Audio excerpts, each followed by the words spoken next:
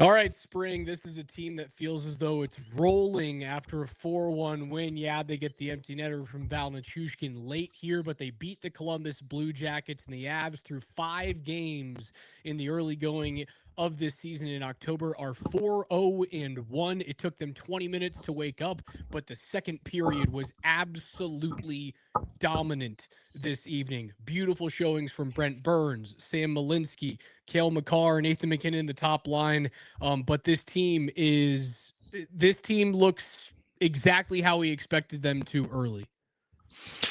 Hey, where do we even start with this one? There's so many places we could start. They beat a team that they were supposed to be. Now, you know, Raj, when we did our season preview, I had the Blue Jackets as the 8th seed in the East. I think they're a sneaky, solid team. But when the Avs are healthy, and they're healthy right now, they're short Sam Girard, and Logan O'Connor, but that's not enough. Their top 6 is fully intact. Their 3 of their top 4 D are intact. And it's Sam Malinsky, man. I mean, I guess we could start there. I think Sam Malinsky is a hell of a player. And so Kale Makar scores in his 400th game. And what's interesting about this play, and I saw you note this on Twitter, I saw the same thing with my own 2 eyes when I was watching this play unfold, is, there's another line out there. Malinsky's out there, and everyone gets off except for Sam.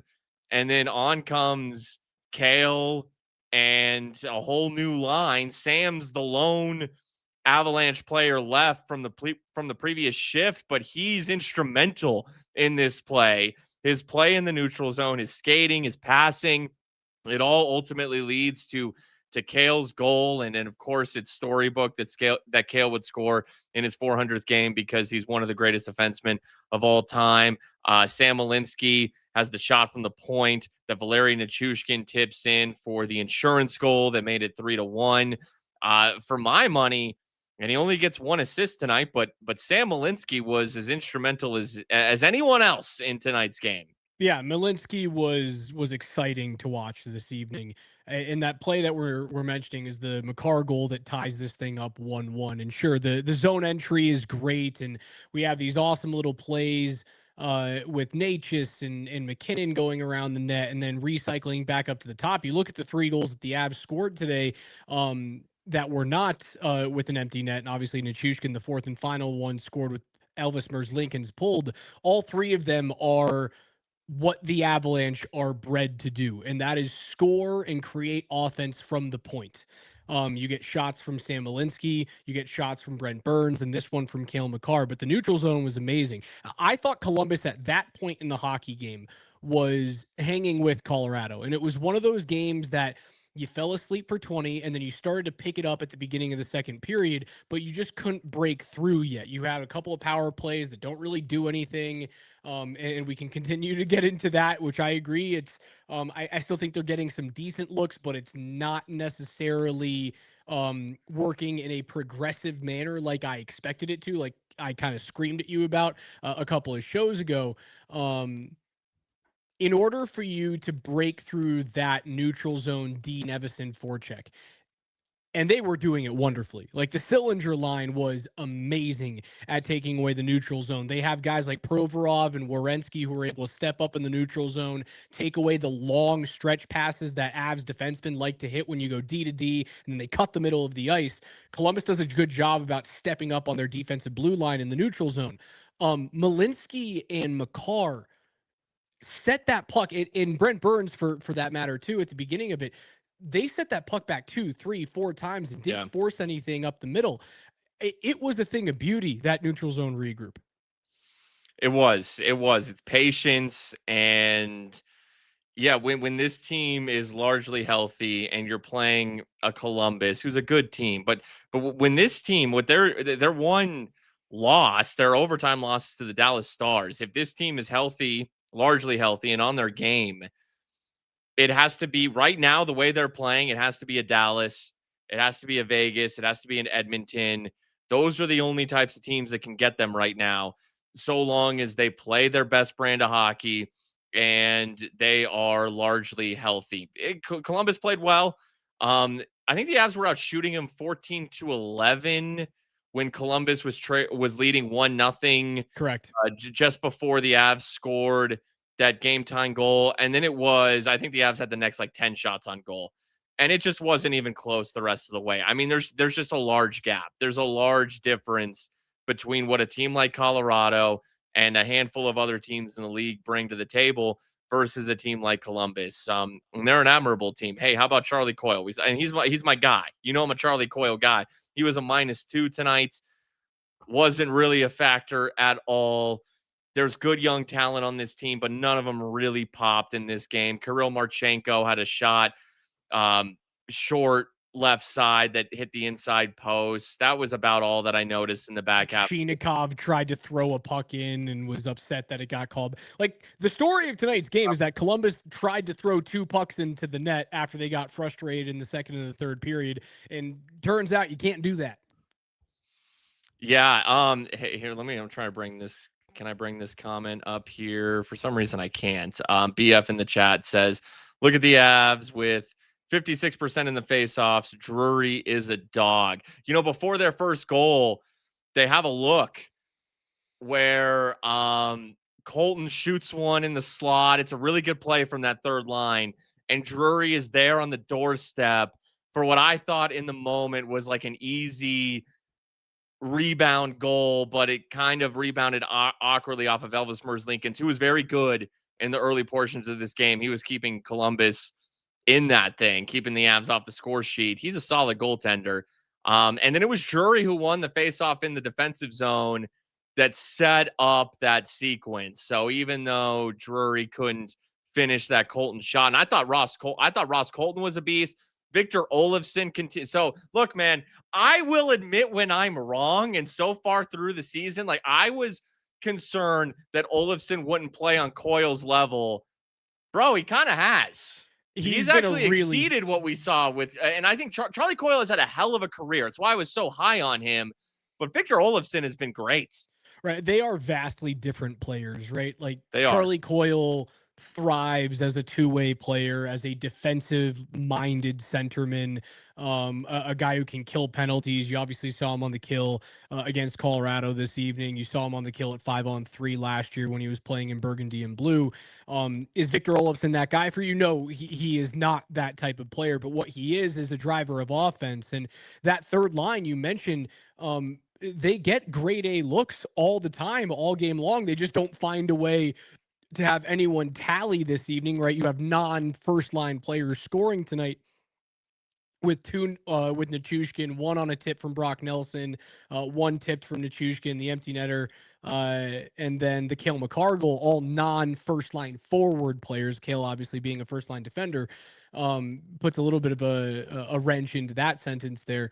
The third line was your best line this evening. I thought from top to bottom, even in a first period where Colorado they were sleepy, the third line was not. Olofsson's gonna. I don't see you when O'Connor comes back, man. I don't see Olofsson getting booted off this roster. I think Joel Kiviranta right now is the odd man out. It might be Kiviranta, which is a surprise because I've been a big Kiviranta fan in his time with Colorado, but that's how well Olofsson has played. And I don't even know if I can take Olofsson off the third line at this point. That's how well he's played. Is O'Connor a fourth liner when he comes back? I mean, it goes to show the depth of this team, and I kind of underrated it. Olofsson has been great, and Jack Drury, his faceoff numbers are just ridiculous. 7 out of 10 tonight, and just on the season overall. I mean, that is just a nice little ace to have, a little weapon to have. It just creates more puck possession when you can win those faceoffs. And Ross Colton, man, if someone were to go down, he's the guy who elevates. I think Ross has played great this season. I thought you had a great point a few shows ago. If Ross didn't break his foot, I think that's what it was. After his hot start last year, he just wasn't the same player. He seems to be that player again. Now, he's not the production isn't there, but you watch him play. And by production, I mean points and goals, whatever. He's playing very well. Yeah, that third line, and this is at least the second game this season, Raj, where they have played They've been the best line on the ice. I thought this was a game where the second line got a goal. Brock Nelson scored. Val Nichushkin got 2 goals. Gabe Landeskog was, to me, this was the first game where I barely noticed Gabe Landeskog out there. And he didn't practice yesterday. We were told that that was a rest maintenance day. But, Raj, I barely noticed Gabe Landeskog out there today. I mean, I'm not expecting him to impact games as much as Nathan MacKinnon, Val Nichushkin impact games with his carrying of the puck as much as Cale Makar or Marty Necas or Brock Nelson at this point. I'm not expecting him to be a game breaker. I'm not. That's not what I'm looking for him to do. I'm looking for him to do the little things right, which is not get scored on, get pucks out of the zone, get to the net front. Now, where you're going to see a change here, right, is you have to put him on the power play. He has to be net front. If you want to spark Gabriel Landeskog, you are right. He has to be net front on the power play. Now, I liked how they moved today, but there were a couple opportunities where Makar was able to get a puck over from Necas, walk the middle because Columbus was so terrified about the one-timer opportunity from Nathan MacKinnon. Makar is able to go across that golden line from left to right, get across the center ice line, what would be that center ice fault line, and throw a shot through. Lehkonen missed 2 tips today. Now, he's in a great spot. He's a good net front presence, and he's good with pucks around the crease. We've seen that despite him being, not 6'2" and 210 pounds. He's very good in terms of corralling pucks and getting them toward net on rebounds or deflections or blocks. He's awesome at it. He's not Gabe in terms of redirecting. He's not. No, he's admirable. He's admirable. Okay, it's funny because, look, in tonight's game, and even in the Buffalo game, and we ended up not doing it between the pipes after the Buffalo game, but certainly tonight, Kreckman and Lindahl were live at that point. We couldn't do it. You had to work. Yeah, I had to work. You got a kid. It is what it is. She was not. She was not having it that day. She was not having it that day, man. That was a Buffalo Sabres fan. Sure, we'll call it that evening. She likes Bo and Byram. Now tonight, the Avs one power play comes in the third period when they're up. I think 3. Yeah, they're up 3-1 at that point. So it was a largely inconsequential power play. And I bring up the Buffalo game because I can't remember how many they had, but I know one of them late. It was 3-1 as well. It might have been a second one as well, where the game was kind of already over. So, okay, fine. These games are already over. We're on when they're on these recent power plays, they're up 3-1. The sense of urgency isn't quite there. Okay. But Raj, I was sitting in the studio in the control room watching the power play against Buffalo, and I kept saying out loud to anyone who would listen to me, I hate this fucking power play. And I kind of felt the same way, even though this was a nothing. It's, it's 3-1. This game's over. Just as we approach the midway point of the third period tonight. And look, I like Arturi Lehkonen in that slot role. Can he play net front? Yes, he can, but he's undersized. And I think that's their biggest... I don't give a shit. No, I don't give a flying what about Lehkonen's size net front of the power play. He does just fine. I care about his ability to redirect pucks. That's obviously the most important thing. He does fine being an undersized player. He doesn't get knocked out of the way. For me, he corrals rebounds off the pad better than almost any player on the team. But okay, fair. But and to that point, one of the best tippers, net front players and tipping of the puck is one of the most, if not the most important attribute. One of the best at that in the entire league is Gabe Landeskog. So, yes. Yeah, was he sleepy 5-on-5 with the second line tight? And this was the first game where I felt that way. Yes. But I do think that this power play setup, like I said, it's 2 out wide. I need a Landeskog net front. I even need an Nichushkin net front if you can't give me Gabe. I just think he's better in that role than Lehkonen. I think size matters. I think size matters, Raj. And Nichushkin has that size. Now, with the second line, though, look, it's good to see Brock Nelson get his first goal. of the season. You know, he gets in that slot, he tips it on that slot shot from Brent Burns, and Brent Burns has been so good at the point. That was his best game of the 5. Today's his best game. He's had some moments, yeah, maybe start to finish. This was, it's good to see Brockett on the score sheet, and you know, hey man, he got his wrist sliced, he got his wrist cut in that Buffalo game by Bowen Byram, and boy, does that give you flashbacks to Cale Makar and Gabe Landeskog. You do not like to see that. Emo Brock Nelson tonight, Raj. He just had to cut his wrist. Jesus. Oh my goodness. And he finds the score sheet. Did you see Joe Burrow's look with the Bengals tonight? So his hair sure did. Yeah, he's looking very emo. AFI is what it looks like he should be, and he should be a Black Parade, My Chemical Romance type of guy. Shout out to Michael Scarn on Twitter. He hit me with because they're in Columbus, Ohio. It was a big Ohio is for lovers night, and the Bengals are from Ohio. So hey, Hawthorne Heights. It was emo Brock Nelson night. You just got to cut that dude's wrist, and he can score a goal for you. Cut my wrist and black my eyes. I definitely think that tonight was it almost felt like an unlosable hockey game to me, just because you believe in Columbus way more than I do. I think they got the first-year head coaching bump in Dean Evison last year. I don't believe you're going to get the same version of Zach Werenski this season that you did last year. I don't think Zach Werenski is going to go anywhere. I think he's going to continue to be one of the top 5 defensemen in the world. I just don't think he's going to challenge Cale in terms of point pace like he did certainly at the first 50% to 75% of the season. He will make Team USA. He will be a very good blue liner come the Cortina Olympics in 2026 on, I think, February 5 is when that tournament starts. He'll be on that team. I just don't see enough firepower on Columbus right now. I think they're a scrappy team. I don't think they're a bottom feeder. I think they'll be the 9 or the 10 seed in Columbus or in the Eastern Conference. It just felt like it was a game that they could not lose today. I got to mention one thing that I saw last night, man. I hate that I love it. The Utah Mammoth black jersey is fucking awesome. Hey, how about Tusky? Tusky's a cool-looking mascot. Well, it's a cool-looking mascot. It's a lame name. Tusky is a stupid name for a mascot. I think it's dumb. Of course, and I saw Pierre LeBrun tweet this and several others, but seriously, the first thing that came to my mind was Eric Tulsky, the GM of the Carolina Hurricanes.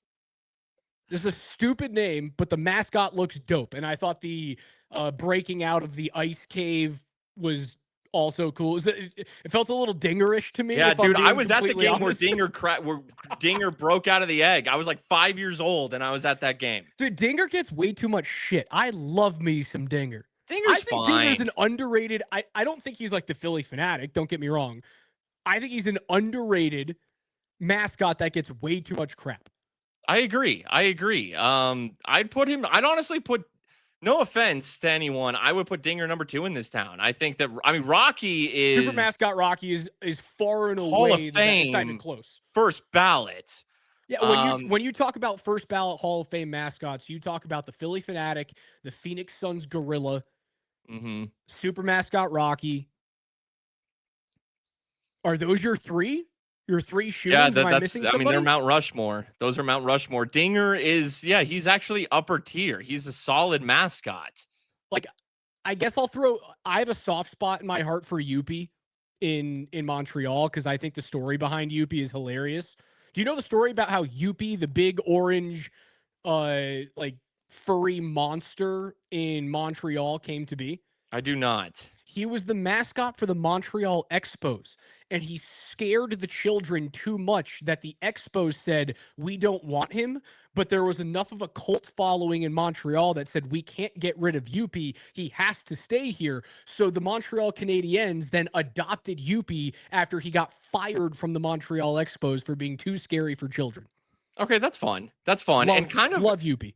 Kind of with Tusky has a little bit of a snarl on his face. Yeah, he's a little mean. I like it. He's also skinny. Hold on. If we're given a yeah, like he's got a snarl, he's kind of jacked. Well, yeah, if I He's like honestly the like in BYU the Cougar. dinger, in the gritty, even the Yuppie vibe, like I almost would view a mammoth mascot to be a little to have that wide belly, you Well, I don't. know? What's the Colorado Mammoth lacrosse team's mascot is a woolly mammoth, and he's kind of portly. He Sure. looks like Yeah. he looks like he's eaten, a Cro-Magnon man or two in his day. Yeah. Tusky is on Ozempic. You know the one I'm missing? The frickin' Indianapolis Colts mascot. See, if it doesn't come top to mind, then it's not. No, but he is he has the Indianapolis Colts mascot has an all-time hip thrust. Oh, yeah. Okay, because Cam Bynum, when he had that interception, yes, now I see him. All-time And they hip did the hip thrust together. Yeah. And he also, when they do the when they do the Pop Warner football games during halftime, nobody goes harder in that game than the Indianapolis Colts mascot in terms of pummeling 7-year-old children into the turf. Hey, F them kids. All right?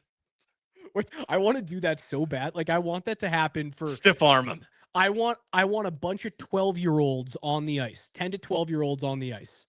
And I want to get in the Bernie costume. Actually, screw that. I want to get in the Howler costume because I'm sure it's still in the annals and Ball Arena somewhere. I want to get the Howler costume on, and I want to paste some 11-year-old up and over the boards during the second intermission of like a Blackhawks Avs game. Well, it's kind of like that South Park episode, Stanley's Cup, where the Pee Wee team plays the Red Wings. It's too good, man. It's too damn good. I know I brought us off on a big tangent, but I just wanted to say I hate the fact that I love the Utah Mammoth home jerseys. I think black is a good much. color. Black's a good color for a lot of uniforms. It's sleek, and you get that blue mixed in there. It's very nice. You know what's brutal right now too is the start to the season for the Central Division. You have to be at your top of your game. Like the fact that the Avs are 4-0-1 is massive. Dallas is probably going to lose tonight to Vancouver. They were up 2-0 early. They've had 4 unanswered scored on them by the Canucks on the road. Have the Canucks done that on just 23 shots? There's 9 minutes to go in the third period there.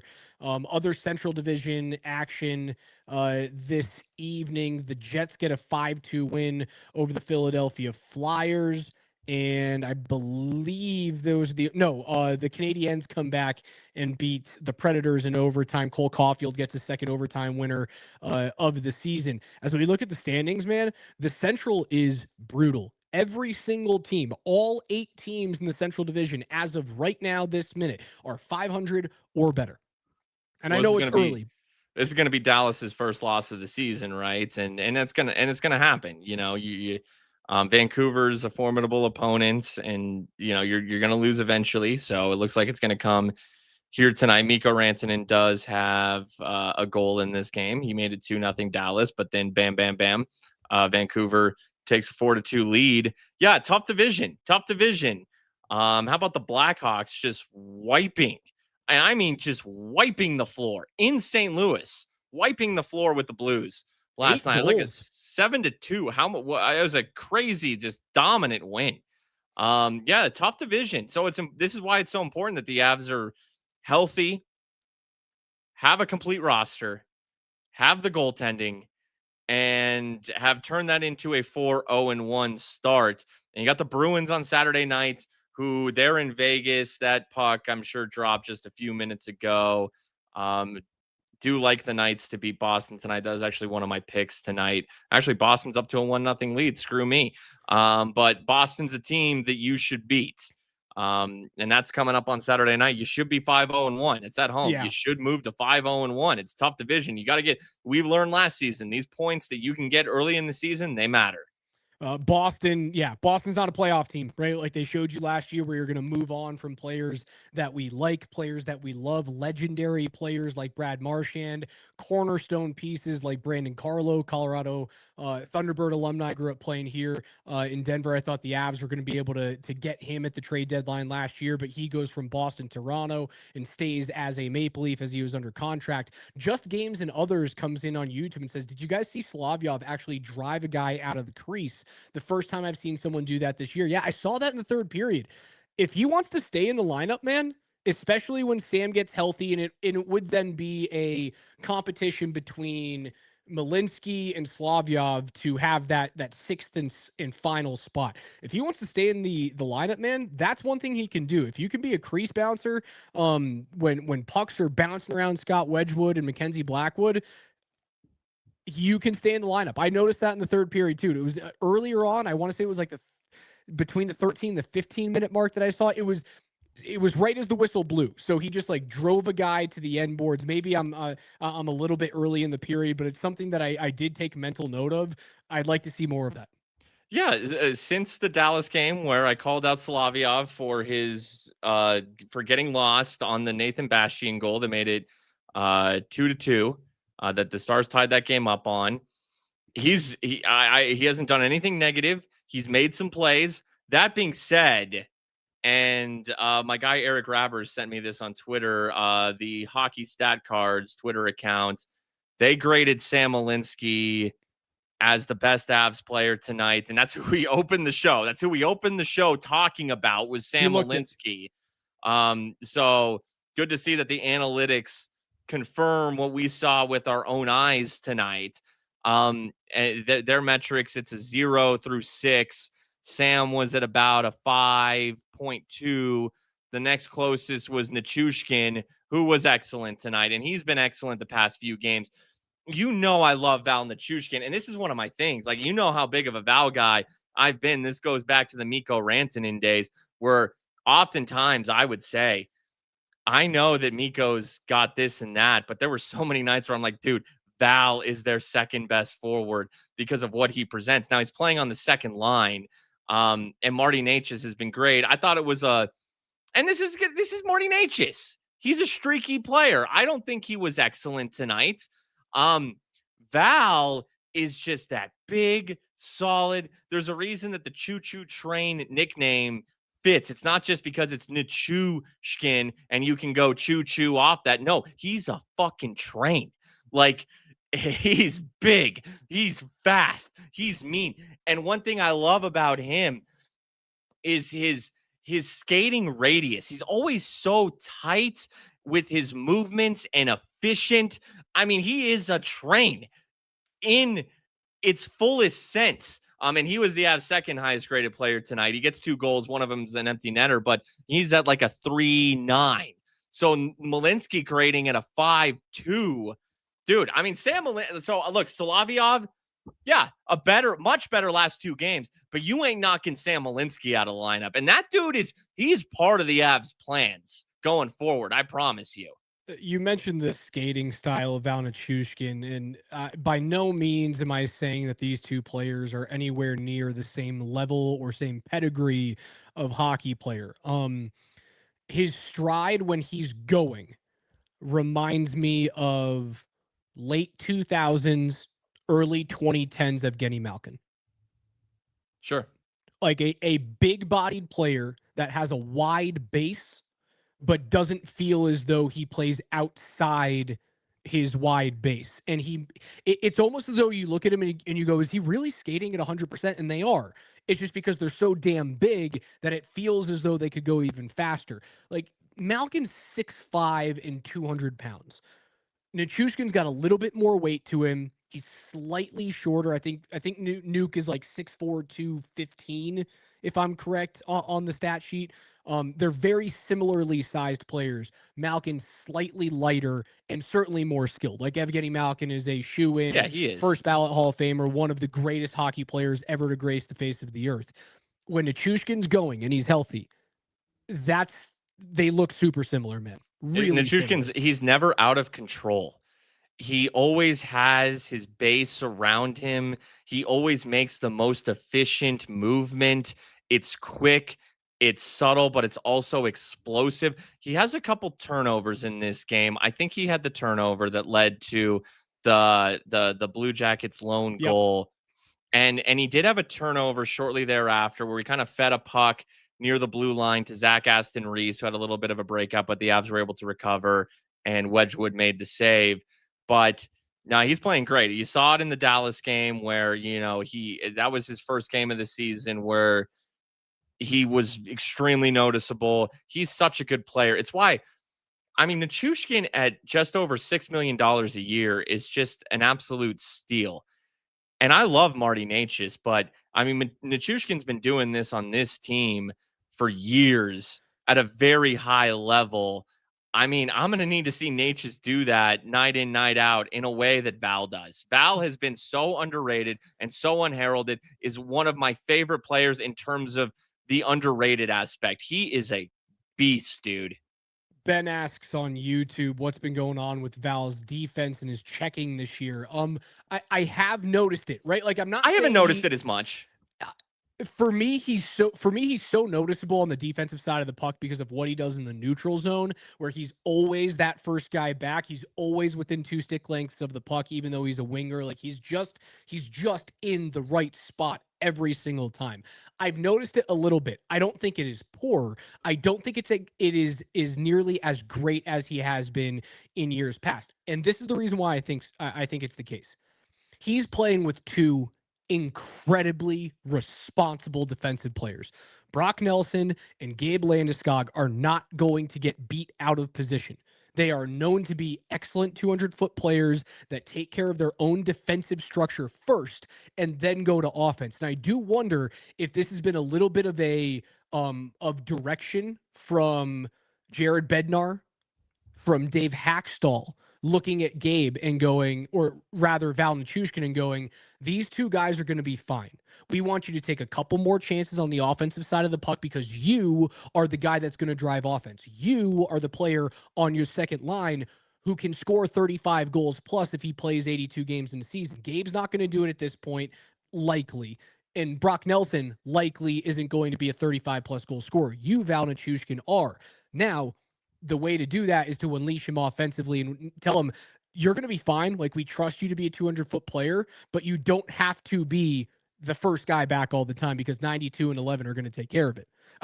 I don't have anything. I don't have anything to back that up. That is just for the first 5 games. I've noticed it and I've gone, I wonder if they've talked to that player and went, if we're going to get scoring from this line, it has to start with you.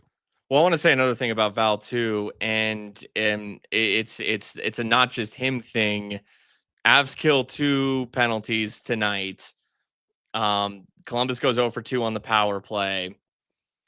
Avs, I don't have updated numbers here, but coming into tonight, they were middle of the league, 15th in the NHL in the PK, 83.3%. So that number will bump up a little bit. It's funny, the best team in the league on the PK is the Bruins, who have not allowed a power play goal. They've killed every single power play that they've faced. That's who the Avs will face on Monday. This is Bruins 100% on the PK. Avs power play has left a lot to be desired for me, and you're starting to even feel it, Raj. This is what happens when a stoppable force that should be unstoppable, considering the talent, meets a force that has been unstoppable so far this season. Can the Avs break the Bruins PK? Maybe the Knights will do it tonight. In fact, Vegas has scored. They have tied this game at 1. It was not on the power play. But the Avs PK, and the kill 2 tonight, I feel like they're on a little streak here. I need to go back and look, but the PK has been very good of late. And I'm telling you, man, Val Nichushkin is such a good penalty killing forward. He is a nightmare for other teams to go against at that forward checking spot. And they're putting Brock Nelson out there with them. That's dangerous. Val and Brock as your 2 starting forwards, and they have depth too. They can throw Lehkonen out there. They can throw O'Connor when he's back. Kiviranta, Parker Kelly is serviceable. And then as their top 2 D-men, I mean, it's Makar and Taves. When you have that top 4 of Nichushkin, Nelson, Makar, Taves, I know that the Avs are middle of the league stats-wise in the PK right now. It's early in the season. I'm telling you, when I see those 4 out there, good luck. Good luck, because Val Nichushkin is a pest. He's going to throw sticks. He's going to be tight with his movements. He's going to come at you. Brock Nelson is big and savvy himself. Makar and Taves, you know what they bring defensively. Those 4 Love that PK. That's one of, if not the best in the league. I don't care what the numbers say right now. That's a great PK unit, and that's an underrated thing. I completely agree with you. The power play is 8 of 8 going back to the middle of the Utah game. They go 2 Killed of their 2 last tonight. 8. They have killed their last 8 going back to the middle of that Utah game. It's been really solid. You mentioned something today earlier on the show as we wrap it up here. We'll do a quick one tonight. We'll get ready for the Bruins in a couple of evenings. You mentioned the face-off numbers from Jack Drury, right? Like, we knew he was going to be great. We knew he was going to take a lot of draws, and we knew he was going to win a lot of draws. Going into tonight's game, 59.6. He gets a 70% mark this evening. It's going to go up north of 60 to start the year. You know where Nathan MacKinnon was going into tonight's game? I do not, but his faceoff numbers have been better as the years have gone on. 59.6 going into tonight's game. And he was a 52% draw man this evening. It's going to drop very, very slightly. But I think that's something that if we're going to gush about Jack Drury, it's something that we need to give Nathan MacKinnon his flowers on, because it's something he sucked at the beginning of his career, and he has worked very, very hard to get better at, to ensure that his line gets possession of the puck more often than not, rather than having to spend 15, 20 seconds regaining possession. And then, as we know, any Nathan MacKinnon line is a puck possession monster during the season. If he runs north of 55%, man, that can get dangerous quickly. Yeah, I mean, it wasn't too long ago where they were having Mikko Rantanen take faceoffs on that line because Nate, that was like his one flaw as a center. But you know what? It's remarkable. It's really, you could see it starting last season, and it's gotten even better. It tells you that this guy's put in the work. That's something that he's worked on in the off season, in practice, and it is paying off. And then Brock Nelson wins 8, loses 9. Still a good clip. You'll take that clip every day. So, I mean, 1, 2, 3C is winning draws. And Nelson gets his first goal. And it's funny because, man, I was thinking, and Brock Nelson is a great player, but and they're facing Casey Middlestad on Saturday. And I'm thinking, like, is there just a curse of the 2C on this team? Like, it doesn't matter who you are. Just since Nas, like Brock Nelson on paper, he's great with the Islanders, and I don't know, it's just left a touch to be desired here, even though he has played well overall. Is there just a curse of the 2C with this team? Well, Nelson gets his first goal tonight. He's been solid in the faceoff circle, and obviously Jack Drury's been great. Here's my last thing, Raj. I got one more thing from tonight's game. Overturned goal in this game. What'd you think about that? Because so it was Dmitry Voronkov who net front puck. Oh, I thought it was Chinikov. It was Veronica. There's too many ovs on the Yeah, there's a lot of Kovs. There's a lot of there's Chinikov. It was Voronkov. And so he clearly extends his left arm as if like his brain instinctual reaction is to chuck this puck into the net. But here's the thing. When you watch the replay, it kind of does just bounce off of his chest. Now, maybe it does barely touch that left hand as it extends, maybe. And then, look, you got to have irrefutable, indisputable evidence, all that jazz to overturn the call on the ice. So, yes, you could say that puck did graze that left hand, but I don't know. It kind of looked like a guy from Russia who's never thrown a ball in his life. Like, that's what it looked like. How's this? I firmly believe that had he not tried to grab the puck, which is what that motion was not forcing the puck into the net. It looked as though it was grabbing the puck and trying to then throw it down. He just missed it. And as a result, it hits both like his hand and his chest and then redirects into the net. But that movement then shows as forcibly pushing the puck toward the net. Had he just skated into the puck, hit him in the chest and went in, it's a goal. Yeah. I think that movement, exactly, and it being a hand pass, right? So, like, had that touched another Blue Jackets stick before it went into the net, it's a hand pass and it gets pulled outside the zone, which is something that we saw at the end of the game when it was 3-1 Colorado and there was a flurry in front of the net. And I want to say it was Cole Sillinger who grabbed a puck out of midair and tossed one down onto the ice Columbus scores, it would have been the same exact play. It would have been a hand pass. I agree with the call on the ice.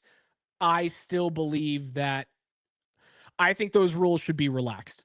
I think you should be able to kick a puck into the net. I think you should be able to headbutt a puck into the net. I don't think that you should be able to catch a puck and throw it, but I do believe that you should be able to like chicken wing a puck into the net.